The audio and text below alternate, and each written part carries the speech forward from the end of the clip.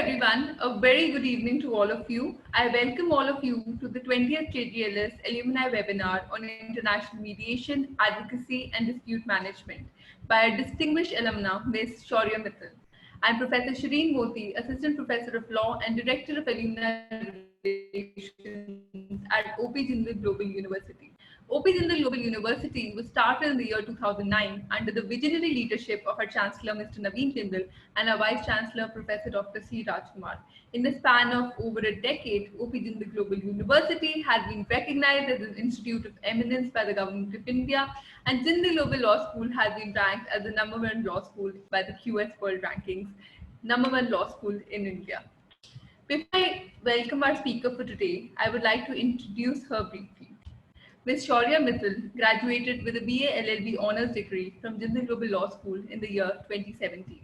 Recently, she graduated with a Master in Law degree from the National University of Singapore with a specialization in international arbitration and dispute resolution. She has the experience of working at PSL Advocates and Solicitors as an associate for a period of 2 years.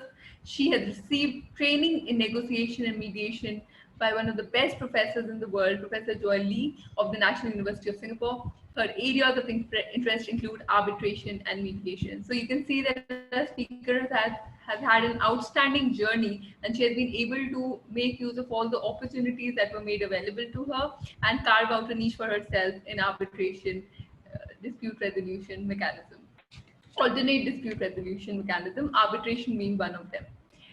In today's webinar, Ms. Mittal will enlighten us about the process of mediation and emphasize on the role of lawyers in using this method of dispute resolution, which is popularly known as mediation advocacy. A little bit about her views on disputes are good for our context. Disputes are inevitable in the social world of human existence. Disputes arise from kindergarten, where children fight over issues of sharing toys, and it ranges all the way to corporate disputes, attaining a much more legal format. The peaceful time, the peaceful futures promised by mediation is where the disputes can be settled in an amicable and timely manner. Mediation need not be a burden on the parties, and it is present to complement that already existing dispute resolution methods. A right step in the right direction at the right time can fulfill many promises. However, the right step needs to be taken in the mediation world, where there's immense potential, but at the same time, there are certain misconceptions as well. So today, Ms. Mittal will enlighten us about this form of alternate dispute resolution, its merits, demerits, and the practice of mediation advocacy. With this, I invite Ms. Mittal for her opening remarks. Welcome, Mittal. Ms. Mittal. Hi, Shireen. Hi. Thank you so much for inviting me. I hope you can hear me. Yes, Thank I can hear you. you so much for the amazing introduction that you gave to me. I don't think that's I think that was due, but still, I have been engaged with so during my time in NUS, I have been working and I've learned mediation and negotiation from Professor Joe Lee, and I think that developed my interest in mediation. So I hope I can answer as many questions as I can today. Wonderful. I mean, you have got some amazing opportunities, and it's to your credit. What we would like to know is major milestones, but the overall, and this will be a point of reflection for you as well, that how far you have come from a law student to a legal professional today. So the first question which our attendees would like to know is what made you choose to pursue a career in law? Um, truth be told, it was the only option I found that time to not get into medical. Very honestly, like I did not think of law so much, but somewhere I was thinking that I like law. I love reading, and that is what got me into law. Jindal, how I decided on Jindal was I remember Professor Yugang Goel and Professor Padmanabham were the ones who gave a introductory lesson in career launcher when I was preparing for my LSATs. And when I spoke to them, I think I decided that law is good and Jindal is amazing at that. Okay, that's amazing. So it started with a leap of faith in the sense Yeah, I that was what kind of amazing. career you would like to choose. And good that, early on you knew that this is what I don't want to do. So what is the Yeah. next available option? And you landed in law, which is great, which turned out to be wonderful for you. So you spent 5 long years at the Jindal campus in Sonipat, and today we know that the freshers as well as the graduating batch both are missing it in a huge proportion, more than us alumni who had those full 5 years in terms of experiencing the campus. So, and they will also hopefully get that experience soon, especially the incoming batch. So, how was the experience of studying at Jindal Global University? I mean, you spent Uh, such amazing 5 years. I think amazing Yeah. would be an understatement for what I spent at like in Jindal. Um, from the curriculum to the hostel life to the college life, I think there was a perfect balance because for, for like 5 days a week we were on campus, so we had like readings and we had assignments and everything coming up. However, the space of like Saturday and Sunday and its proximity to Delhi gave us a lot of options to venture out and actually live like the DU life. So Jindal was amazing. I am really proud and I'm extremely happy that I graduated from Jindal because when I came to NUS, I realized that a lot of things which we took for granted in Jindal were comparatively not like they were just like they were gems which we were given and we used to call them five-star jail. But yeah, I think Jindal was great. And I hope like the incoming batch, they will soon, like whenever they get the chance, they will make the best of their friends. They will have the best of their professors here. And this is like their golden time, which will never come back. The relationship that a student and an alumni share with the university sort of keeps changing, right? And in terms of an alumni, you have greater appreciation as opposed to a student in the university because you That's take it true. for sort of granted. And especially that was my experience as well when I went for my master's abroad. That most of the things which were alien to other students who were from India and other parts of the world was something that I was most well versed with, and that sort of gave me an edge. Especially ideas about plagiarism, ideas about deadlines, all of that really was already ingrained in our training as you spoke about it. So, National University of Singapore is a great place to do your masters from, and you have a range of masters to choose from. But you chose to do international arbitration. So, what was the experience of studying at NUS? So, anyways, I will not be comparing it with Jindal over here because Jindal I spent like 5 years and NUS I had only 1 year, out of which the last semester, half of the last semester I spent at home because COVID had started. However, my experience at NUS was amazing because the quality of professors was different over here. Every professor that taught me was like a who's who in the field that they did. Also, Singapore being the hub of arbitration in India after Hong Kong, and with the current situation happening in Hong Kong, I think Singapore will take over Hong Kong soon. I think the opportunities, the kind of guest lectures that we had from I mean, from like everybody was in Singapore and whoever could come and give us a guest lecture. So NUS was also good. The curriculum, of course, in masters and undergrad is different, and our focus was only on arbitration. So I enjoyed it more because this was a field I was genuinely interested in. Unlike like when I had to do like CRPC and Jindal, which I didn't really interest me. But I think, yeah, it's a good school. It's a very good school. Yeah, and you would recommend it to students who are thinking of applying now in Uh, terms of doing their LLM. I would absolutely recommend NUS because NUS is one of Asia's global law school, and I think global law school is a word that every person from Jindal resonates with. And to have that experience, you truly need to be in NUS because here it's not just like the professors who are global, but also your batchmates who are global, and not just with the education, but also with the curriculum and like with the culture.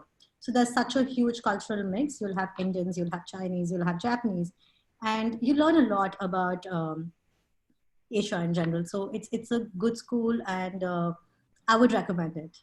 Yeah, At I mean, least, it opens up your mind in different ways yes, it does. when you interact with people from different nationalities. That's very true. Uh, What about how do you think that Jindal has prepared you for a career in law, and how far has it helped you in shaping your career? I think the biggest role that Jindal played in shaping my career is the mentorship, because the professors are so reachable and approachable in Jindal, and like there's like an open door policy with all the professors that I've seen in Jindal, that I didn't have to think about that, oh my god, he's a professor, or like, I can't talk to him or her. I would just like randomly go and speak to them, and with their connections you would get internships. With their connections and their guidance you got to meet with a lot of people, socialize. And I think not a lot of people know about this, but my decision to do my master's was actually influenced by one of the professors in Jindal. He's not in Jindal anymore, Professor Paddy. And I had the occasion of like, so um, how we connect. Like, I mean, I stayed in connect with him, and I met him, and then he's like, Shara, you should go for your master's. And then he helped me with my applications and everything. So the guidance and the mentorship, I think, is one of the biggest things that people in Jindal can get. Okay, that sounds great. That you were given a direction, a guidance, and then you follow that, and today you have completed a master successfully, and you're looking at a bright professional career ahead. So, what are you most looking forward to in your professional journey? I'm sure you are one of those A-type personalities who wants to have every tick. So, what are those ticks in the future? Okay. Well, I think there's a lot. There's a lot that is yet to be achieved, and every day comes with its own this thing. I am currently so since I want to do an alternate dispute resolution, so I'm still making up my mind whether it has to be arbitration or mediation. Me being inclined towards mediation because, well, I really feel for the subject. But I think what needs to be done is, I mean, every day is a struggle, and for a first generation lawyer, I think there's I mean, sky's the limit. In law, especially, sky's the limit. So there's a lot to be done.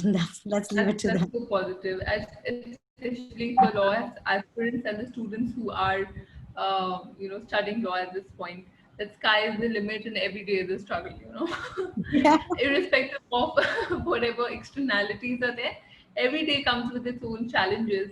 And as human beings, all we can do is to quickly navigate through those challenges and move forward. And that is what probably legal training helps you in that as well, because you can rationalize and break down everything and then attack the problem. So I find it quite With my useful experience, I in learned that sense. that you get done with one issue, like one case, you get done with, and you're thinking about this.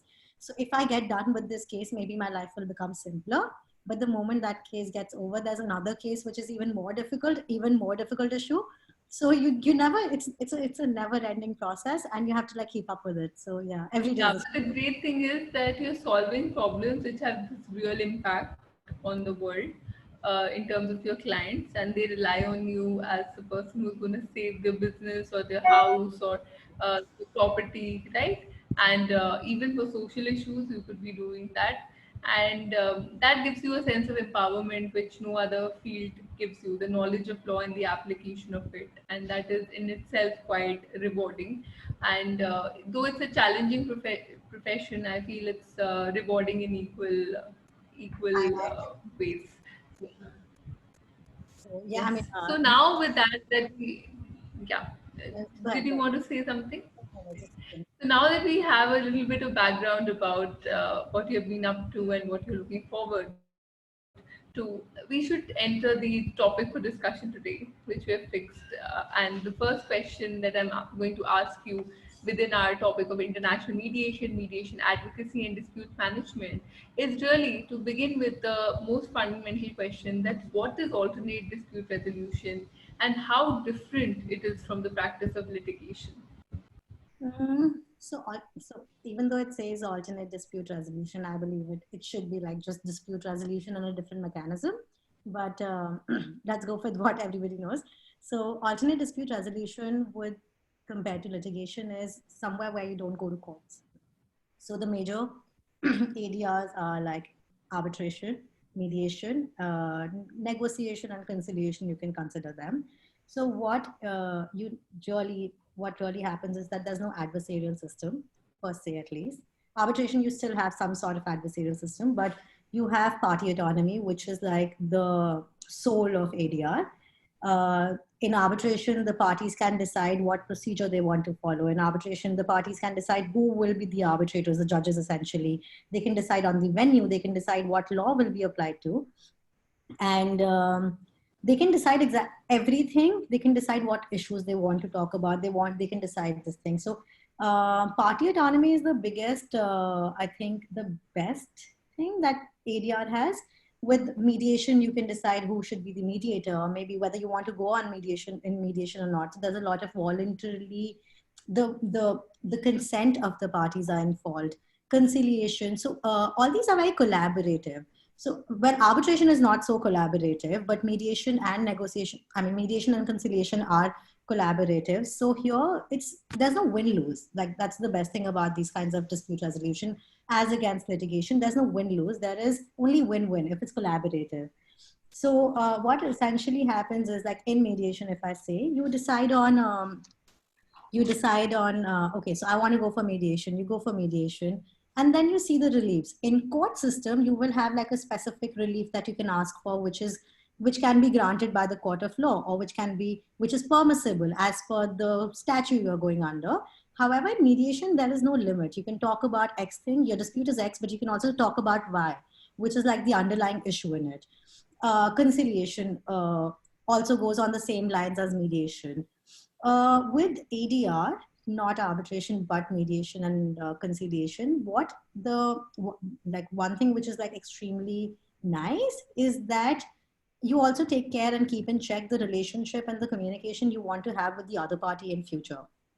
So alternative dispute resolution, or like other mechanisms of dispute resolution, is basically resolving disputes not through court of law, but through your own being. Litigation takes time. Arbitration does not take time. Negotiation does not take time. Mediation does not take time. And the consent. So the other party can drag you to the court, but the other party cannot drag you to arbitration and mediation unless there's consent. So these are the differences which are there in litigation and ADR. Yes, I mean, you summed it up beautifully for us. Time, cost, and flexibility are something that you gain in an ADR process, broadly speaking. But we've also seen that many of these processes sometimes become costlier than the litigation process itself. Sometimes that does happen in some of the arbitrations. I'm not talking about mediation or negotiation, but it does happen in arbitrations. So that's one of the myths. But by and large, people are opting more for ADRs because the appetite for litigation has gone down across the world due to the public health crisis that we are facing. You won't believe in my experience when I was working as a litigating lawyer. There was one dispute which was on its 40th year. And that was still in district court. The decree came in front of me, but then they went for first appeal. It was a civil dispute, property dispute. So then they went to first appeal. I'm sure they will go for this division bench appeal also, and eventually Supreme Court. But 40 years in district court, the person who filed the case was no longer alive. So the time taking, it's a time taking process. Yeah, exactly. I mean, that's the problem of judicial processes across the world. Somewhere they are faster, somewhere their efficiency is less. But overall, the efficiency is not adequate to the amount of disputes that are happening in the world, the amount of litigation, as well as the amount of disputes that are there in ADR processes. So we are really struggling when it comes to resolution of disputes, broadly speaking. And all of this just falls, all of these are techniques to resolve disputes at the end of the day. So let's dig a little deeper on the idea of mediation, because that is one of the major forms of alternate dispute resolution or dispute resolution mechanisms, so to speak. How is it different from other forms of dispute resolution, such as arbitration? And what are the types of mediation processes that there are that the parties use? Okay, mediation, if I have to, okay, let's just like start with the basic, like really basic. Mediation is when two parties, so in like layman's term, if I have to say, it's like talking out. You like, just like, we say talk it out, bro. It's just talking out, bro. Like, let's just talk out a dispute. So you have two types of mediations. One is community mediation and the other is court mediation. So community mediation is something which is not court appointed. Now what happens is, these days, because a lot of emphasis is being, like a lot of importance is being given to mediation, people go to courts, and the judges, if they see that the parties can talk it out, they refer them to mediations. Now there are mediation centers with almost every court, district and high court, and their matters referred there. They have days going on over there. So that's one. One is court mediation, where the court sends you to mediation.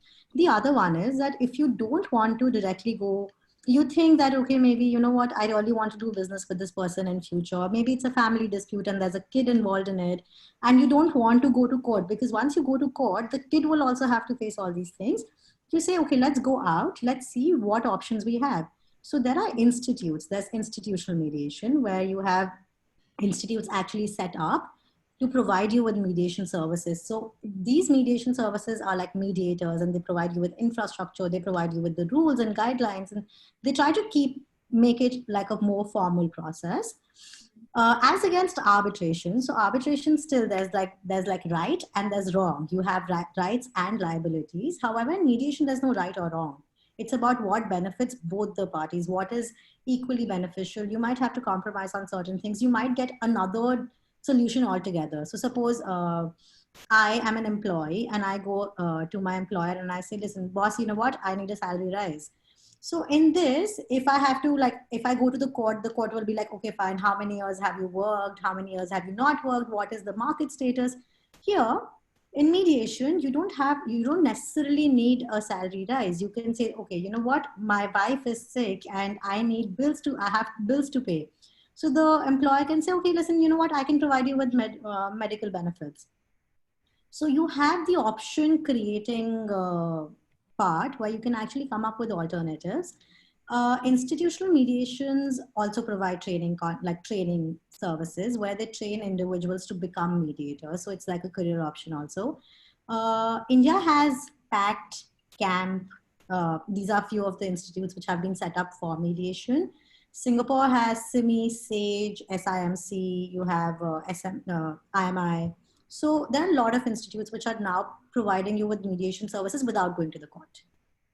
Okay, that's very interesting. So we now know what the mediation process is, how different or similar it is to the arbitration process, and the types of mediation that are available to the disputing parties, and that requires a lot of advice. So then the role of a lawyer comes into the picture, that for your particular dispute, what kind of mediation should you go for, and why should you go for a mediation as opposed to an arbitration. So my next question to you is, what is the role of a lawyer and parties and the mediator in the mediation process? Because these are the three key stakeholders in the mediation process, and there has to be a predefined role. Otherwise, there'll be an issue with the process itself. It cannot go on smoothly as it is supposed to be. And how important is the role of the lawyer in the mediation as opposed to that in a litigation? Because it's different skill sets. You can't be as aggressive when it comes to a mediation as opposed to when you're in court. You can get a little bit passionate about your arguments. So please throw some light on that. It's a very interesting question, Shireen, I must say, because the role of a lawyer is something which is still in the gray in mediation. I mean, it takes like really a lot of conscious efforts on the part of the lawyer. So because see, let's start from the role of the mediator. The mediator is not there to judge. The mediator can't tell you. He will listen. He or she will listen, but they can't tell you who is right or who is wrong. That's the entire basis of a mediator. Yeah. What the mediator does is he guides the process and he facilitates the communication. He's like that neutral friend that you have when two friends fight, and he goes like, you know what, listen, you guys stop fighting. Let's talk about it. What happened exactly? Let's think what we can do in future. So the role of the mediator is to divert the attention of the parties from blaming each other and saying, listen, I am right, he did this wrong to me, to actually going it into a solution phase, that, you know what, now let's talk about it. That's the role of a mediator, but the mediator can't tell you who's right or wrong. Now, with the role of the parties, that's why the parties have to do nothing, just keep an open mind. Open mind that you might not get what you want or you thought you want. You might get something better maybe, or something not so good. So the role of the parties is just to keep an open mind. However, the role of a lawyer is where it comes.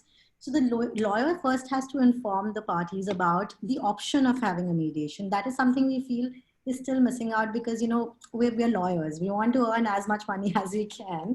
And we also want to, like, we think if somebody comes to a lawyer saying, I have this problem, the first thing that comes in our head is like, oh, you know what, I'll sue you.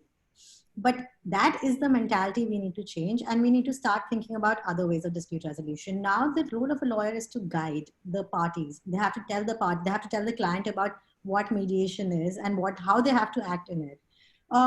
They also have to know exactly what the client wants. They just can't say that, you know what, I want a salary rise. No, why does the client wants a salary rise? It's something that the lawyer should be aware about. Now the lawyer is also is an officer of the court. He or she has an equal responsibility to behave like an officer of the court, but at the same time they are also lawyers to their own clients. So if they are favoring, they have to be really polite, they have to be well behaved all the time. And if they are favoring the other party, if they think the other party is right, their client might think that, you know what, you are favoring, your bias, I can't deal with you. So the lawyer has the role of a lawyer is very delicate because they have to make sure that they are satisfying their role as the officer of the court and the client who has retained them. So I think that's where we need to learn how to be good, good mediation lawyers. Yes, I mean, let's give the benefit of doubt to the lawyers community that they would advise something that is in the best interest of the client, barring a few. But the idea is that all of this is, you know, sometimes lawyers would suggest that go for a mediation, go for an arbitration, but the client might be in a hurry or might be in a situation wherein he's already decided that, you know, I want to go for litigation, I don't want to go for dispute resolution mechanisms. And rightly so. We can lay down the options in front of the clients and then they can decide as per the reasoning that we provide that what is it that they would like to eventually go for. Another thing that I've found interesting in what you said is that in terms of the mediation process itself, is that how important it is to know your role within that scheme of things. Otherwise, it could lead to further chaos, and you might not come up with a settlement at all, which would be your objective. Even some papers that I read talked about how it's important to have a meeting room, a room where the parties meet, which is peaceful and which is full of positivity, as opposed to the arrangement should not be such that it is confrontational. It has to be structured in a way that the room has to be presented in a way that it is open for conversation, because that is what you're trying to do, because you don't want tempers flying high when mediation is happening.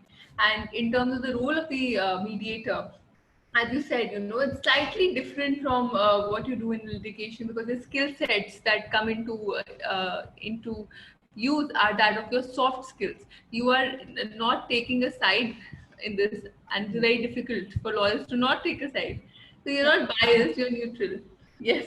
One other thing that the mediator does, like when we were talking about like providing the right environment to the parties to actually come out and be open about it, is also okay. So when a party goes, they are so furious with each other about whatever has been happening with them that they focus a lot on the negatives of this. He did this to me. She did not do this to me.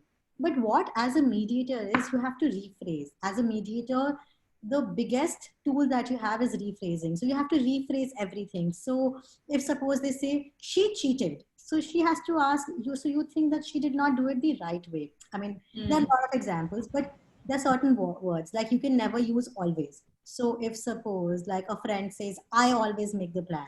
So the mediator has to shift the focus from him feeling neglected and not making the plans to him reminding him, suggesting him that, okay, was there any occasion when he came up with a plan? So I think, and that in that the lawyer has to assist. So the lawyer has to facilitate between the parties and the mediator. Exactly. He's a facilitator, not a decision maker. Yeah. Yeah, he's a facilitator, and to shift the focus from the negatives to the positives is what's important. Exactly. And the best thing is that in a mediation process, you know, the tempers are really high already. The parties have come with an idea of maybe not having a very peaceful conversation. So the mediator has to set it up in a way that it seems like a safe space to bring out those conversations, and the questions have to be drafted so carefully that it does not trigger any of the parties.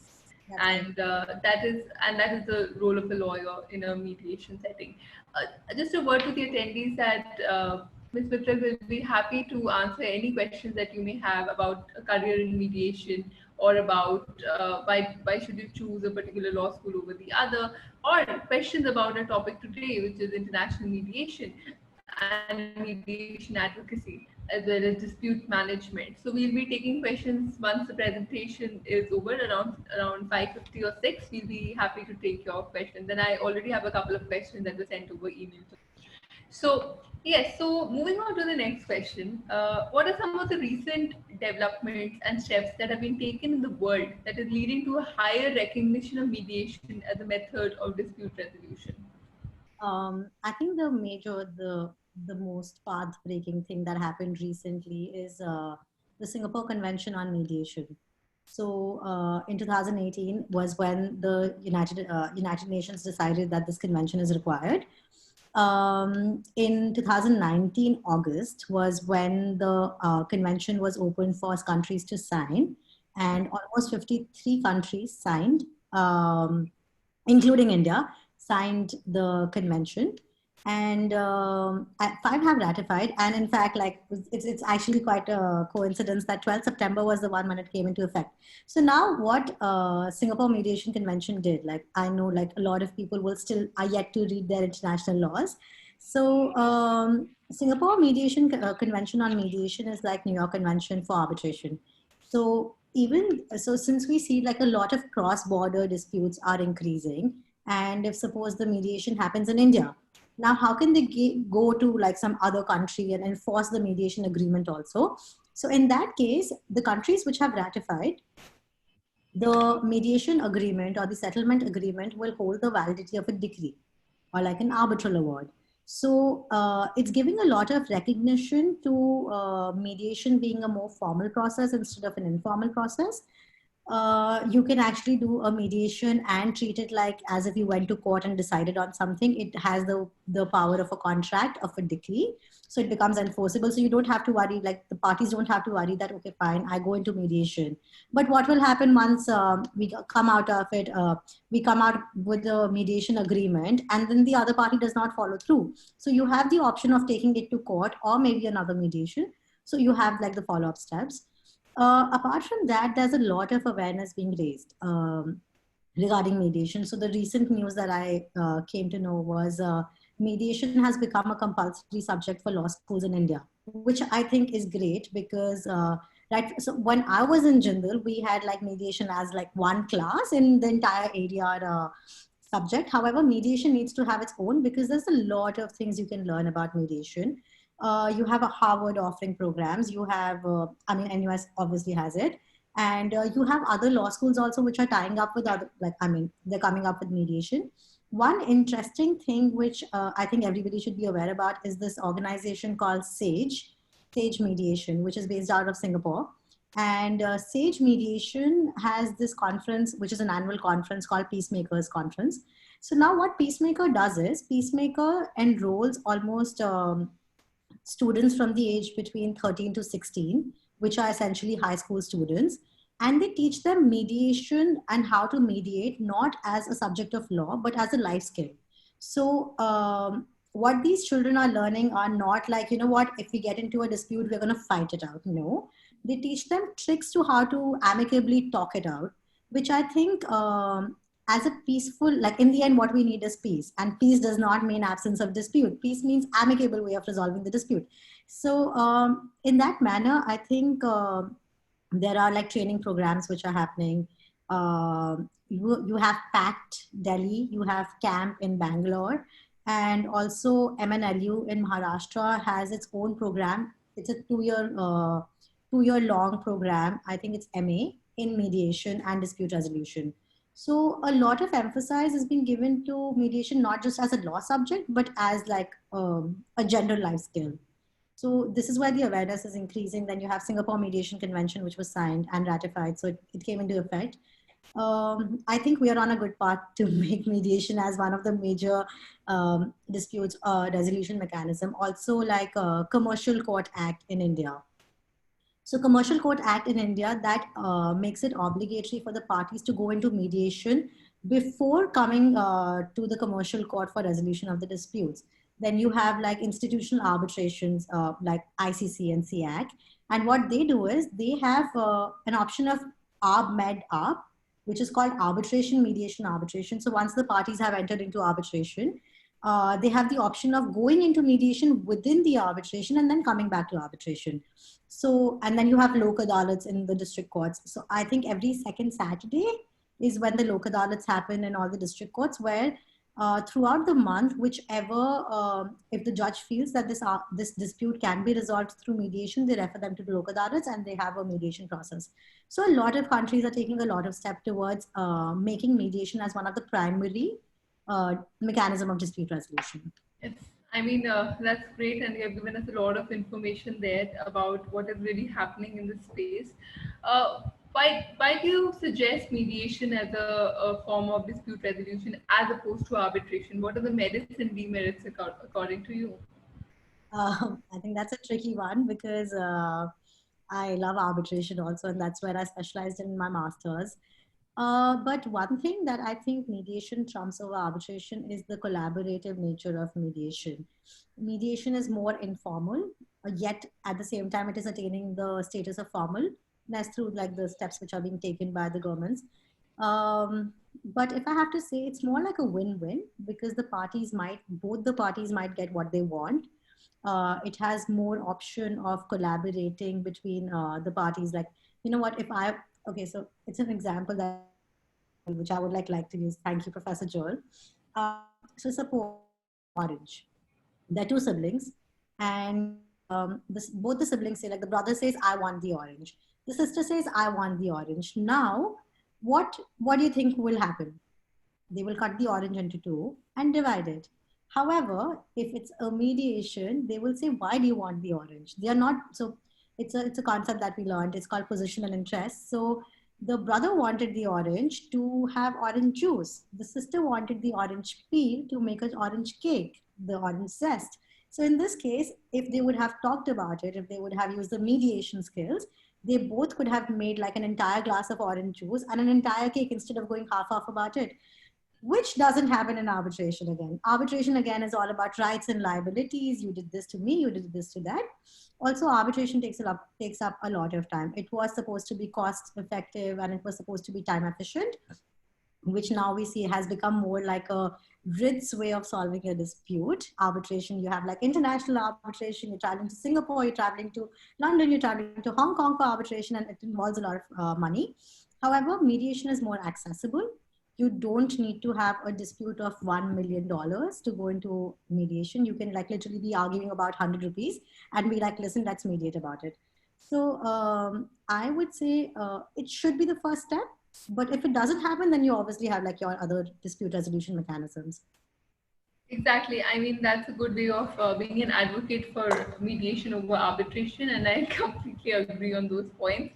Especially the best interest of parties is something that is to be served in any of these processes, and especially mediation. And the example you gave about the orange and two siblings, um, the same concept is sort of being applied to these $1 million disputes as well.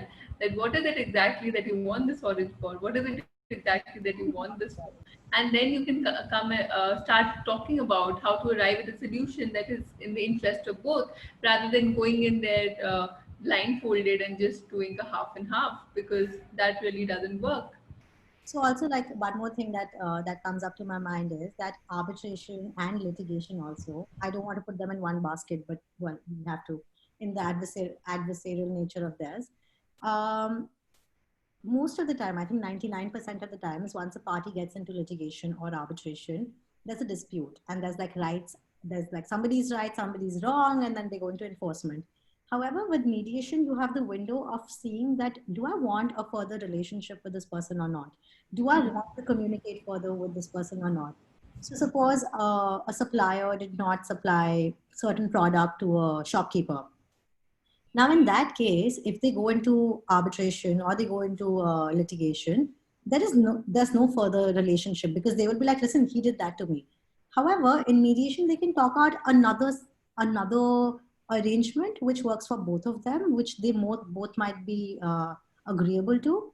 Also, the willingness of the parties, because both the parties are getting something or the other. Yeah, I think the future communication and relationship is a big and a major element of. Exactly. Because if you're starting your relationships with partners whom you've been working for a long time, what happens is it affects your business overall.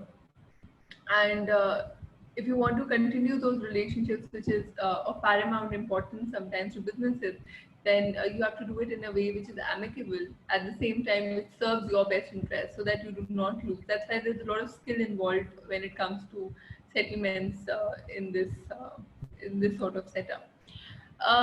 So we know that there are recent developments. Mediation is gaining a lot of awareness, and so do the legal professionals today want to venture into international mediation and international arbitration and international dispute. Everything has to be international.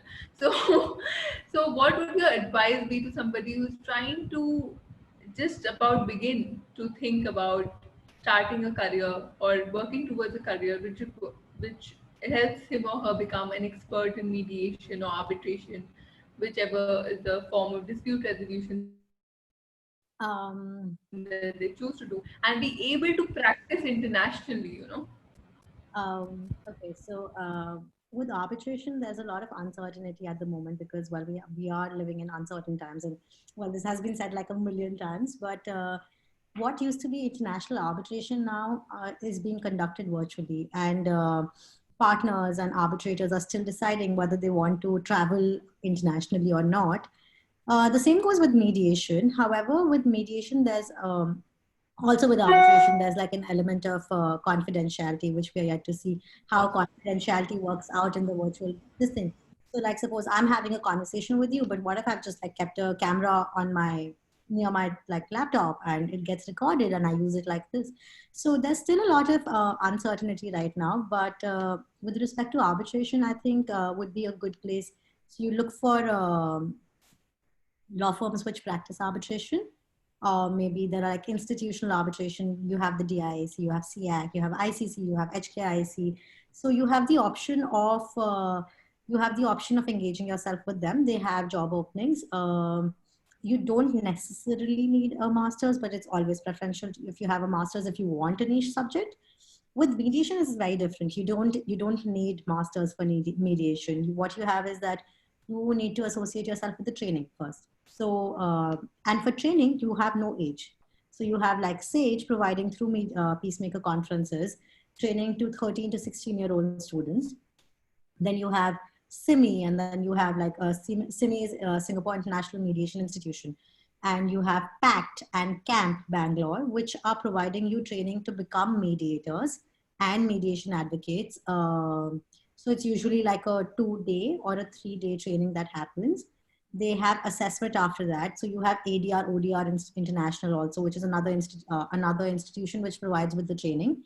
They train you with the skills required to be a mediator and a good mediation advocate. You enroll yourself with them, you do the training, they have assessment, you give the assessment, and you become a level 1 mediator.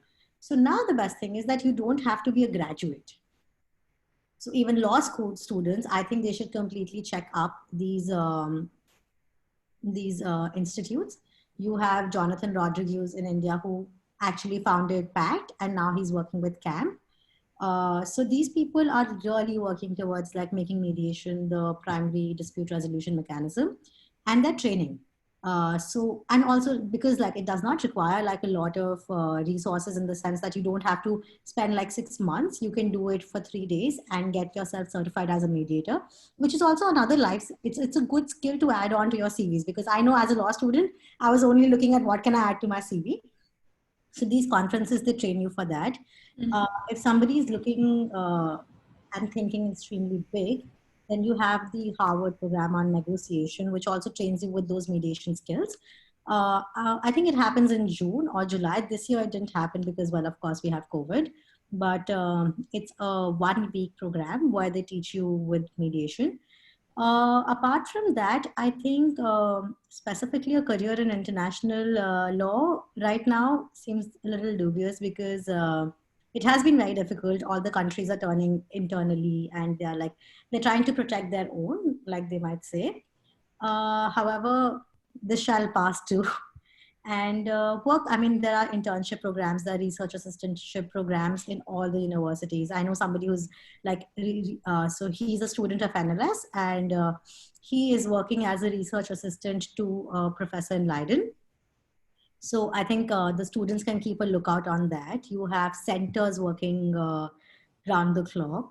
And what else? I mean, yeah, I think that's the way you apply for internships, that training programs. You have you can apply for the bars also. So yeah, you have a lot of options, I think, out there. Yeah, I mean, it seems like there are a lot of options, and you made a couple of very interesting points that law students themselves can take charge of their careers and start getting these certifications, which are absolutely important. There's not much investment of time or money, and therefore, this is an important skill which you can use even as a lawyer, because it's all about how you deal with people, how you create your network, and how you're able to best resolve disputes and communicate the interest of the parties to them. Another thing that you pointed out is you told us about all the institutions that are available in India and internationally as well. And of course, there are prospects for an international career, but not in the near future, maybe later.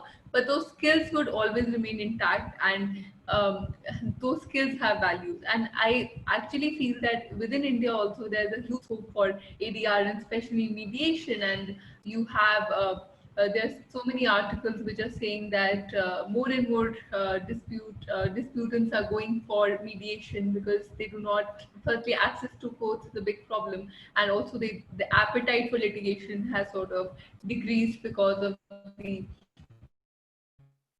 public health crisis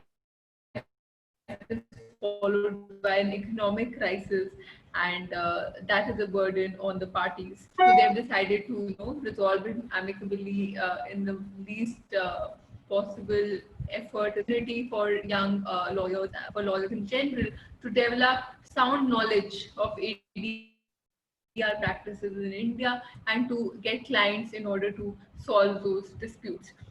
Dispute resolution indeed is, as you said, so correctly, that you cannot avoid disputes. Wherever there are human beings, there are bound to be conflicts, and there are disputes regarding these resources, right? So what you could do is you could come up with best possible ways, options for resolving a particular dispute, and it really depends. The best possible factors, the nature of the dispute, the interest of the parties, and all of those aspects, right? Sometimes, even if the parties are interested in a mediation or arbitration, maybe the nature of the dispute is such that litigation is something that is of more relevance to the nature of the dispute. So it's a collective call. It is something that you holistically look at. Um, Career in mediation sounds exciting. Of course, the culture of mediation and the awareness of mediation is something that is growing day by day. But of course, law schools within India, as you said, mediation is going to become students to mediation at a much earlier level, as opposed to later on in life. And what I would like to tell students is that experiment as much in your internships. If you are interested in ADR, then you should do an internship with a firm which specializes in alternate dispute resolution matters, and generally full service law firms like CAM, SAM, Nishchit Desai Associates, etc. Not naming a lot of names, but just in a way of illustration, I've taken those names. Have a full service. They're full service law firms that offer good ADR internships, right? So that is to do with the career in mediation. Uh, Now I have a question for you, and this question came from a number of students. The one that I asked you about the career in mediation, because all of them are these ambitious young law students or high school students who would like to become successful mediators, successful legal professionals such as you in the future, and therefore they wanted your opinion on that. So though it seems like a long drawn process, it's very exciting, I'm sure, because ultimately you get to the destination when you are at a position where you're empowered and you also know about the best practices in that particular area. So you're in a position of power when you have the knowledge of law and you can implement it for the betterment of your own, the interest of your own parties. So there's a question that has come from the students, and this is something that was sent to me on email. The question was really that, do you think that alternate dispute resolution mechanisms can sort of replace the traditional idea of litigation completely in the future? Well, we do hope so. But of course, not everything. I think it's a long, like a really long journey, because litigation and your normal court systems is like something which has been there forever. It's like it has been there for hundreds of years.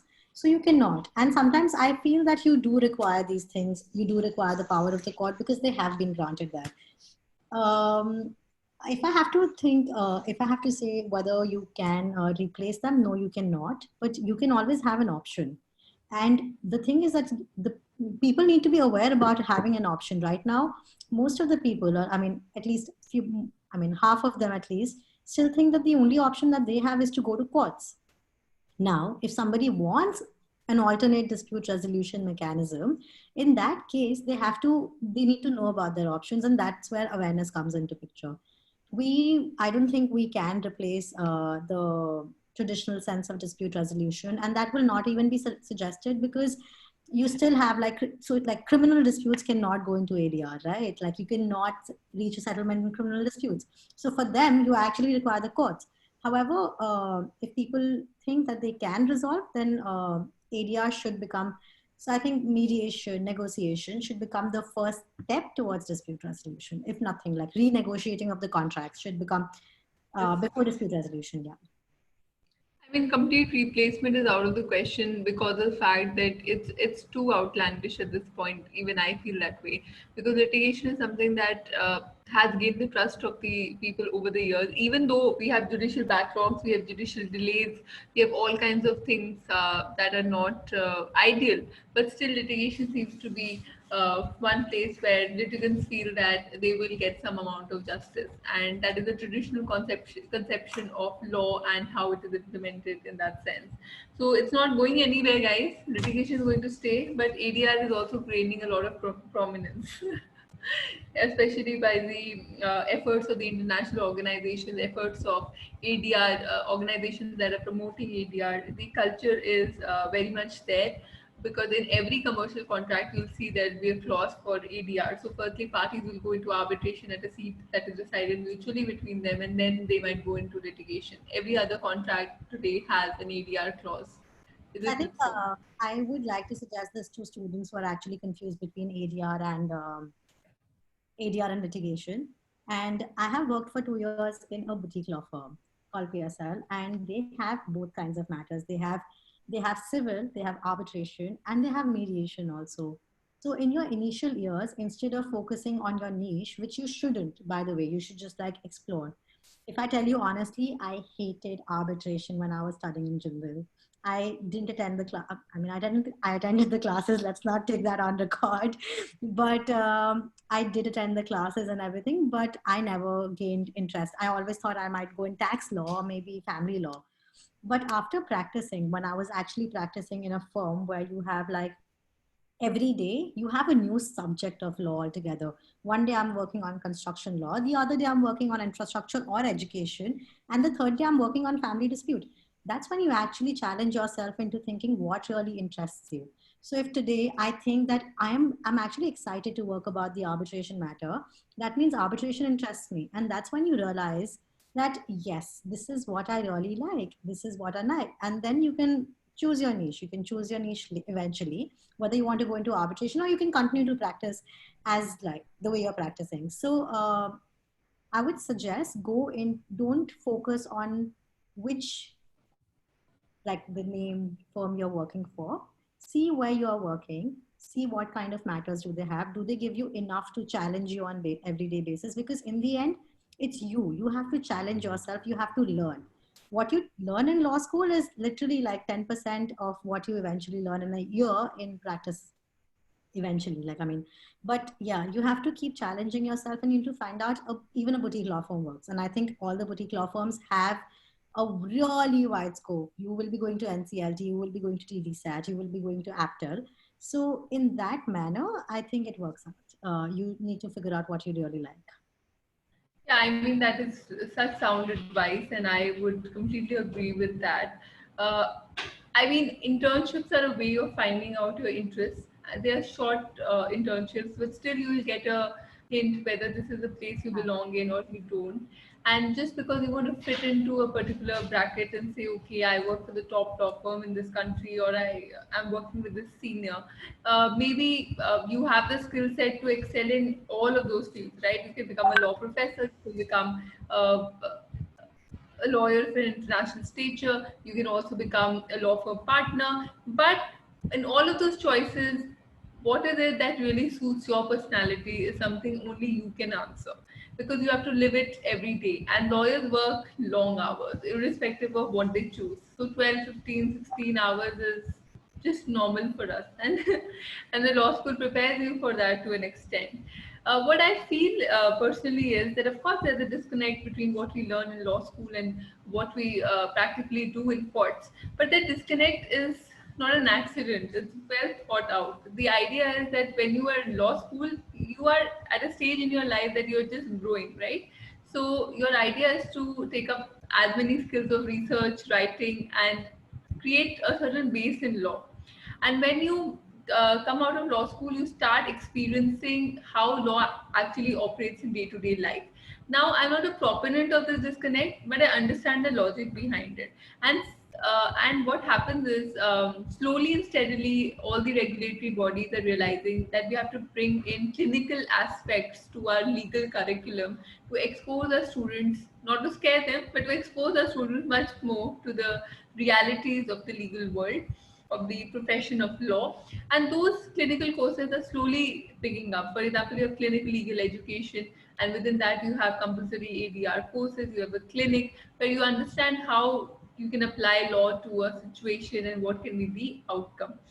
Having said that, all students should be prepared to understand that, when you go to courts, practice you can learn only in courts.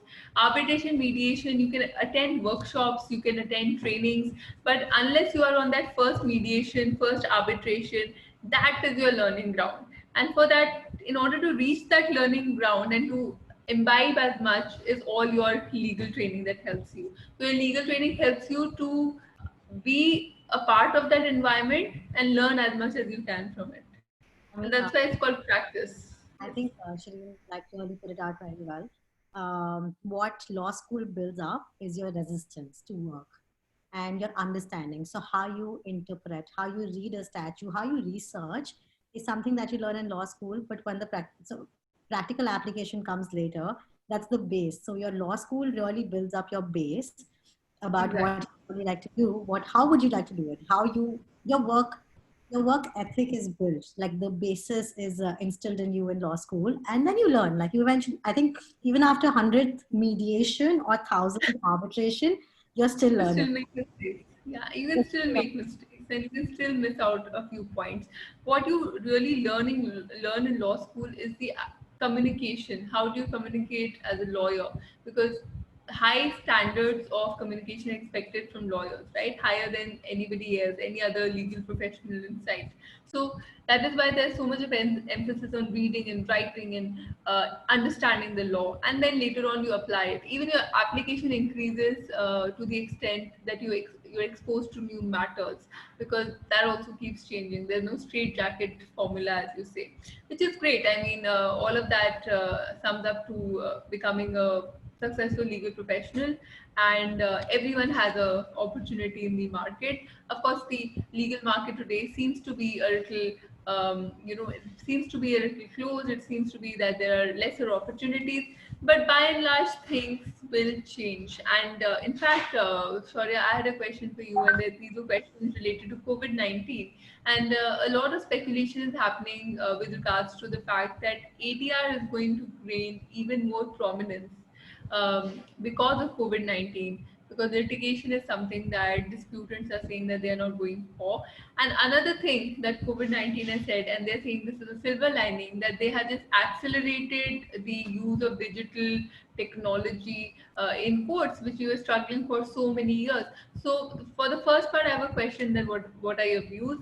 And for the second part, I have a question that do you think the digital revolution in the judiciary is going to help us in dealing with our huge problems of judicial delay and backlogs, which ultimately affects justice?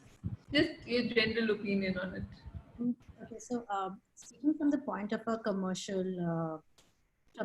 commercial litigation, the litigation has slowed down because where companies had their resources and their budget allotted to disputes resolution basically and litigation, now they have to redirect those resources, they have to redirect that budget from dispute resolution to other things, which is basically sustenance of the companies. Even if we see an insolvency, a lot of companies, instead of going to the NCLT, are actually trying to do an M&A outside the courts. So with respect to COVID, I think it has so now the companies are trying to find out ways of resolving the dispute without actually going to court, because, well, they had, like, suppose earlier they had like 100 rupees as a budget for dispute resolution, but now they have to divert like 60 rupees out of that to other things to sustain the company. So dispute resolution is not their primary goal right now. With respect to the second digital revolution in this thing, I think it's great because now the traveling cost has, and I think today only I was reading an article about how lawyers are actually earning more because the cost that they were spending earlier on maybe meeting clients for coffee, maybe meeting clients for lunch or dinner or traveling across cities, now they can actually do everything in one go. So suppose a lawyer is sitting in Ahmedabad and she can be attending hearing in Bombay, Delhi, Supreme Court at the same time. So you attended 3 hearings in a day without actually going out, and you save the cost that you have on travel, the cost that you have in hotels. The companies are also actually involved. They really like it. So I think it's a great step. But however, we're still old school somewhere. Like, lawyers still like to travel. They really like Of to travel back. So I think they will eventually. But I think it has given them the option of actually doing virtual hearings, which was being introduced earlier, but it was still not, the system wasn't updated. But I think now they're doing a better job at it. And I think the nature of legal industry and the way we operate has changed because of COVID-19, because there's no other option. Otherwise, a lot of these things also add to the quality of the profession itself. Like, how do you really operate as a lawyer? And that experience is totally different when you are meeting a client face to face, understanding the problems. Human interaction is very key to, especially legal profession, and to all human beings as social beings as well. So I think all lawyers miss that, and we love to talk, we have opinions, and we need people to share those opinions with. So that is something that is now restricted because of COVID-19. Some of our attendees, Sanket and others, have a question for you, that do you think that mediation as a mandatory first step will just act as an added step to an already lengthy litigation process? Okay, I think I'll tell Sanket this thing. Sanket, what about, let's talk about the average dispute resolution time. So if you go into litigation, your average dispute resolution time is like 3 years. Let's just take, like, for example, 3 years. The success rate of mediation globally is almost 77%. Let's take it 70%, not all 77. So if you are able to reduce the resolution time of 70% of the disputes from 3 years to like 1 year, say it's a really messed up mediation, then your average time is actually reducing. The average time that we spend for litigation and dispute resolution is decreasing. So it goes both ways. Somewhere it might add, somewhere it might reduce. But seeing the success rate of mediation is like 70%, I say we are in favor of the time being reduced. And also your party is like both the parties are happy. You don't have to worry about enforcement because the parties have willingly entered into the mediation agreement, which really helps because there's the effect of bindingness is more. Yeah, so the average time should reduce. It shouldn't add on to it, but yeah, there are still people who so now the problem is if you make it compulsory, the voluntary aspect of mediation goes out of the window. Now some people might be just doing it because it's given in the agreement or it's given in the law. Now that is where we it's still a gray area, and people are trying to find out a way around it, but let's see. Yeah, that's beautiful. That's a lovely answer. So, Sahil and some other attendees have a question for you, and there are two questions actually, which I'm clubbing from all the attendees. Is there enough scope for jobs by getting certified as mediators, as undergrads at the moment? And the second question really is LLM preferred if one wants to build a career in ADR? What universities are good for an LLM in ADR? So, that's three questions in one from our attendees. Okay, so is there enough scope for jobs Mediators for mediators? at undergrad level. So I would say it's not a full-time job, you can't have it, but it's always good to be enrolled as a mediator because well, you have something on yourself which other people might not have. If you are enrolled, you might just like get your you will get experience, and the more you get experience, you're a level one mediator right now, then maybe like 5 years down the line you'll become a higher level mediator, and that's when the jobs start increasing. Also, mediator is not a full-time job. Like I mean, it's not like a retainer, like a job at law firm where you have to go every day and you'll have cases. It's all case to case, whether, and also your reputation as a mediator also is like extremely important. However, if you know mediation skills and you are able to make your client happy in resolving the dispute in 6 months instead of 6 years, it's a very opinion based thing that they might have goodwill about what you did to them, and they will eventually refer you. So word of mouth, goodwill, all this really helps in the profession of law. So I think Sahil and like other attendees who have asked this question, um, it's good to know. It's good because you will be able to have a different perspective. However, since mediation is just picking up, you can join yourself with a mediation institution, and that will really give you like a good security out there. But it's still picking up, so don't be very hopeful that you know what, you'll be busy and you'll be like Harvey Specter. No, but it's still like it's building up. And with respect to LLM, to build a career in ADR, you don't necessarily need it. I know amazing lawyers out there who don't have a master's and they are doing amazing in ADR, whether it's arbitration or even mediation. However, if you want to move countries probably, or if you are working in a specific, like you're working in civil litigation and you haven't worked in arbitration at all, and then you want to change, then you can always like for a switch in the niche, you can always go for your masters. Yes, So that covers everything actually. That covers yeah, all of the points. That. And uh, what are some of the good universities that you would suggest for an NM in ETR? I know Queen Mary is one. I did it from there. So NUS is second. And what else? and we have Mid Geneva, which is again a world-class institute. I think it's the best out there, better than NUS, but still NUS is good.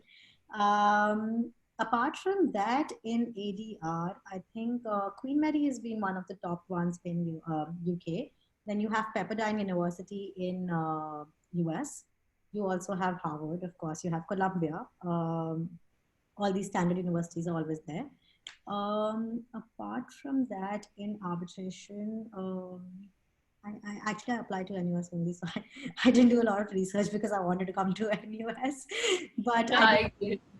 But the usual, the Oxford, Harvard, Cambridge, Yeah, and Oxford, all of those would offer good courses. Yes. yes, but Pepperdine has a very good center for dispute resolution, and Pepperdine is one of the good ones out there. Geneva is Exactly. amazing because of its location, and Geneva, the it's Graduate Institute, Institute of Geneva. Yeah. That is very That good. is really interesting, and many of the faculty at Jindal have also studied from there, and they have had good experiences. Because it's ultimately about the faculty and what you're trying to do, right? You look at the faculty and you decide where you want to go. If in your subject area, the faculty, the best faculty available in the world is in a particular university, then you should go to that university as opposed to being too fixated about the ranking. But in general, when you apply for an LLM, you apply to a range of schools. You have green schools, you have mid-level schools, and then you have some schools, short schools where you can get in.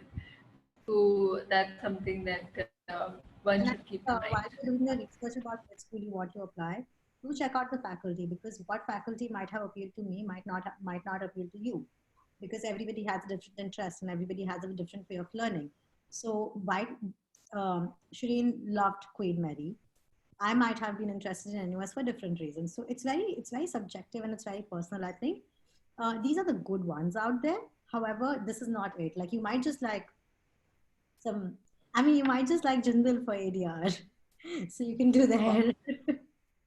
Yeah, the idea is to gain that knowledge and be very clear why you are doing this LLM. Like Shaurya rightly said that LLM is a good way of moving countries, because then you get familiar with your system and it's a talking point that how did you come to this country and why. And if you have a brand like National University of Singapore backing you, that opens a lot of doors for you. So from that perspective, it makes a lot of sense. It also gives you time to ease into the process there, because you get a year to understand the legal market, you get a year to understand their laws, the way the legal industry functions there, and you're better positioned to grab opportunities that are more feasible for you, that are more lucrative for you. Then we have Anand Goenka, and he's asked a question. In India, arbitration can and is always appealed during adding time to the entire litigation term. Why should the condition of arbitration be included in any commercial contract, considering that litigation always follows arbitration? Well, I don't think litigation always follows arbitration, but let's hear our experts speak. Okay, it's quite interesting because the essence of arbitration is party autonomy, and parties have to actually consent. So parties wanted to arbitrate. That's why it's been added to the commercial contracts. However, we should not forget that arbitration and the dispute resolution clause is called the midnight clause, because what happens is when you're negotiating contracts, you are so fixated, like the parties are so fixated with their rights and liabilities and consideration, that when the dispute resolution part comes, they're like, yeah, we'll do whatever, and they forget that this is where they have like disputes.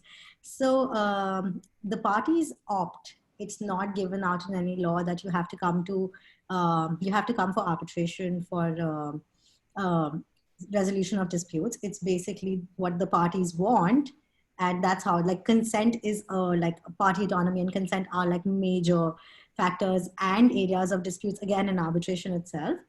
And I think usually, I mean, well, the binding nature of arbitral awards and arbitration proceeding make sure that there's no litigation post arbitration.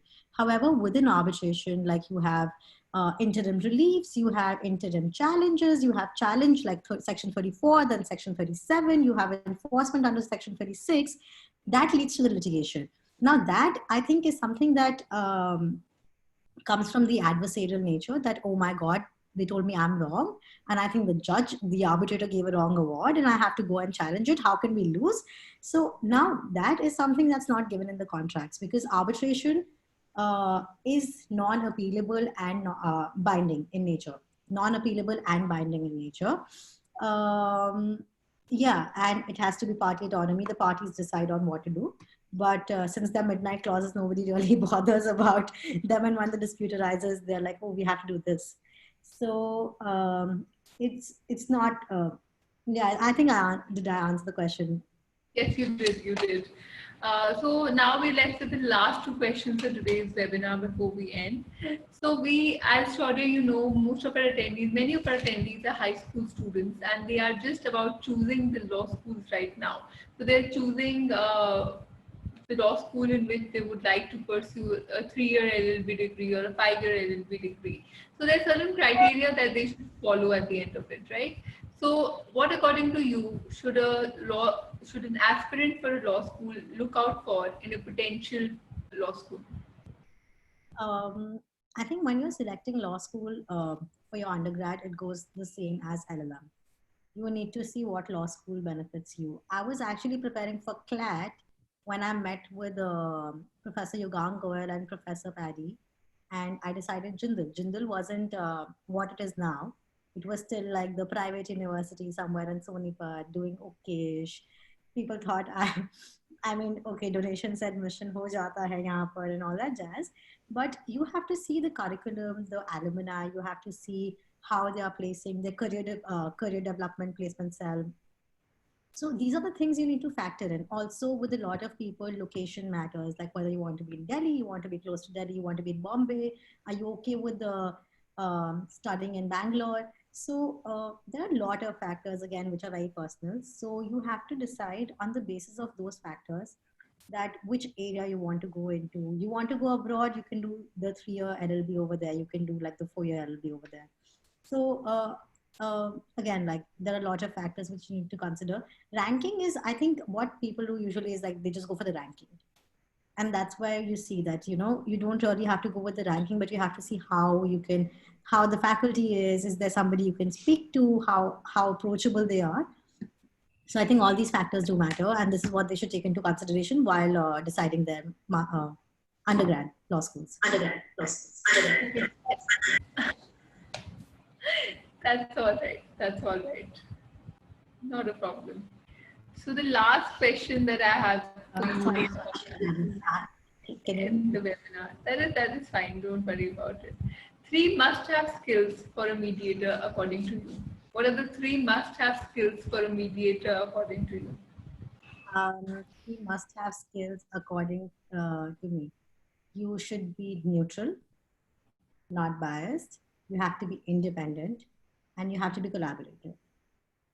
Perfect. And active listening. Active listening.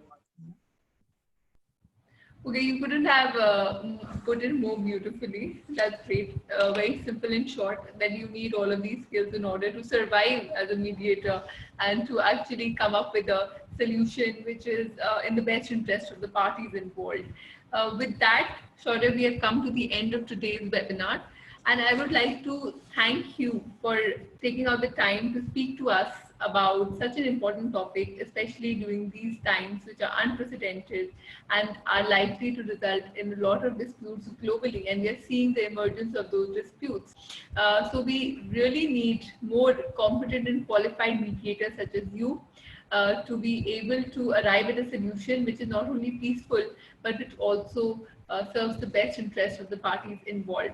And I'm sure through this webinar, you have been able to ignite that spirit of curiosity amongst the students to understand and research more about these processes, which do provide effective resolutions for the parties involved. And that is a part of their legal training as well.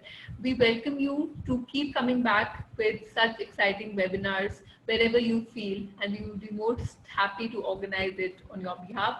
We at OP Jindal Global University are really proud of you because not only are you exploring an entirely new area in another country, but also have the spirit and the boldness to look forward, look ahead, and think about things that can be made better. So you're focusing on solutions rather than problems, and that is a great skill that any human being can have, that any lawyer can have, and that is commendable. Thank you so much, Shaurya, and thank you to the attendees for being so lovely with your questions, and hopefully you have been able to imbibe a lot of what Ms. Mittal has had to share today with the legal fraternity at large. This video will be available on YouTube in a couple of days and can be accessed on YouTube. Shaurya, your closing remarks, please. Thank you so much, Shireen, for having me here.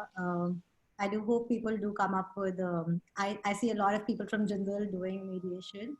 I can be reached out on LinkedIn if anybody has any further questions. Apart from that, I think, thank you. Yeah, thank you so much. And it's been a pleasure. Have a nice evening. Thank you. Thanks, Shaurya. Thank you to the attendees.